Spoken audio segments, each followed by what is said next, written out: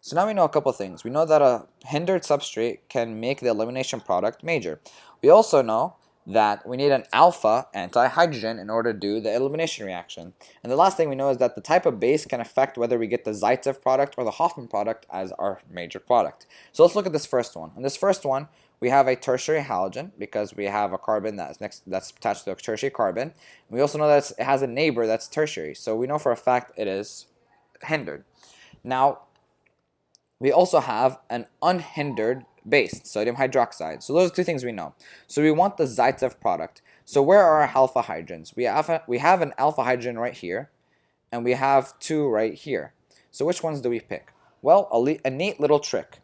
The carbon that is most substituted, which means that it has the least amount of hydrogens on it, is going to be the carbon that's creating a double bond with the one holding the halogen. So to reiterate, this carbon right here, which is more substituted, creating a double bond with it will create the Zaitsev product, while creating a double bond with this carbon right here will create the Hoffman product. So we're going to look at this hydrogen over here in order to get the Zaitsev product because we have an unhindered base. Now the problem is that this hydrogen is facing forward just like the bromine is. They're on the same side, and we want them on the opposite sides so we can get the anti-coplanar orientation. So let's do that. Let's put this bond right here in the middle like this, and I'm going to rotate this bond so I can get these groups right here to rotate this way so I can get the bromine facing down. So I'll get the bromine facing down like this, and I'm going to rotate this carbon with all its groups this way so I can get the hydrogen facing upwards, and so we get this. And now they are anti. So what happens to the rest of the groups? Well, if I rotate all of these like this, I'll end up having this ethyl group move a little bit forward, and so I'll get this, an ethyl group like that. And then this back group right here, the methyl, which is facing backwards, moving just that little bit to get the bromine down here, will keep it on the back. And you can even use models to help you see that.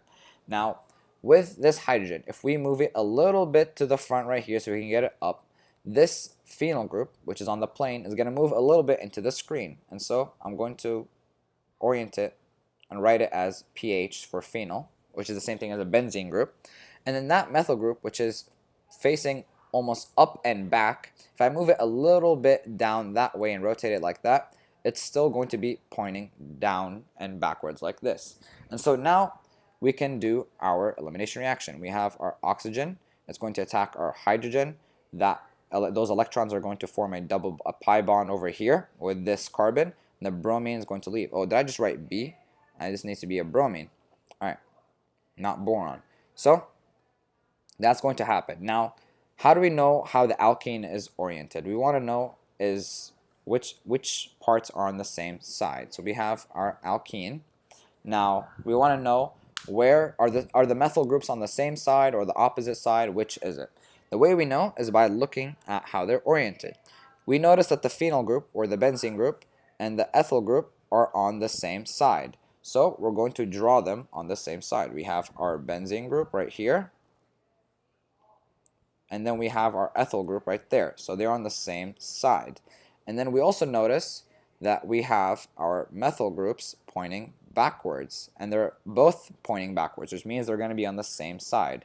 So this is what our final product is going to look like. With our alkene in the middle, we have our two methyls going backwards, and we have the ethyl, or two methyls on the same side, and then we have our ethyl and phenyl on the same side. So not necessarily the most stable alkene, but rather the Zaitsev product. And so that is our product. Now for the second example, we have a Fischer projection. Now we have to notice two things about this. The first is that we need to find the halogen that's going to leave. We have two leaving groups. We have a bromine and a fluorine. Now which of these is the better leaving group? Well, bromine in general is the better leaving group. And if you've noticed, E2 reactions are the same as SN2 reactions. If you have two competing leaving groups, the better leaving group will be the one that will be leaving first. And so we have two alpha hydrogens from which we can pick. We can pick the one on this carbon or on the carbon right next to it. So we have these two alpha hydrogens. And I forgot to mention this, but this is asterically hindered substrate. Whether you're talking about this carbon, which is tertiary, or you're talking about this carbon, which is secondary but has a tert-butyl group right next to it, they're both hindered. So we will get elimination reactions, not SN2 reactions.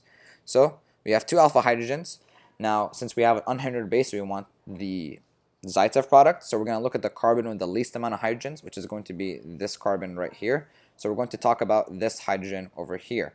And so we will focus on getting this hydrogen to be pointing anti to the bromine. Now, if you've noticed, with the Fisher projection, the thing that's special about it is that these are pointing forward. When we're looking at a Fisher projection, we're looking at it where these two groups are pointing at us.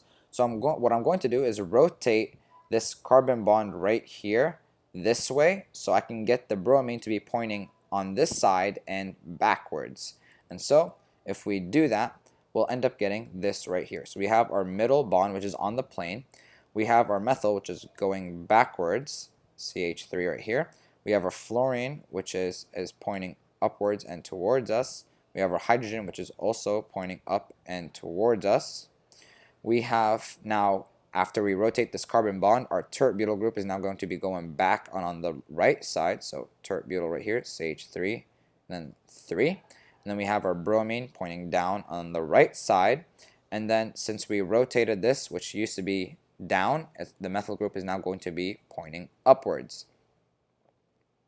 Now we can do our elimination reaction. This oxygen right here is going to attack this hydrogen. Those electrons are going to go form a pi bond down to this carbon over here, and this bromine is going to take a lone pair with it and leave. And so we notice that we have some certain groups that are on the same side as each other. So if we draw our alkene like this, we want to know which groups are on the same side. Well, the first groups that we notice that are on the same side is this fluorine, which is pointing upwards, and this methyl group, which is pointing upwards. So we know that the fluorine and the methyl group are on the same side. And then we also notice that we have our tert-butyl group right here is pointing downwards, just like this methyl group right here, which is pointing downwards. So we know that the methyl group and the tert-butyl group are going to be pointing at the same side. And so that is our final product. Now what if we do the same reaction but with a hindered base? Now instead of using the hydrogen that was the Zaitsev product, we're going to use the hydrogen that's going to provide us with the Hofmann product, just this one. And so if we form a double bond with this carbon, we will end up getting an alkene where you have two hydrogens on the bottom side. Now since you have two hydrogens over here, it doesn't matter how the top side is oriented, whether the group with the tert-butyl is going to be on the right or the left. No matter what, it's going to be the same molecule because there's a line of symmetry going down in the middle. And so you're going to have your tert-butyl group going to the right or to the left, either way you want to draw it. And then you're going to have this other carbon group that's connected to a fluorine and a methyl group.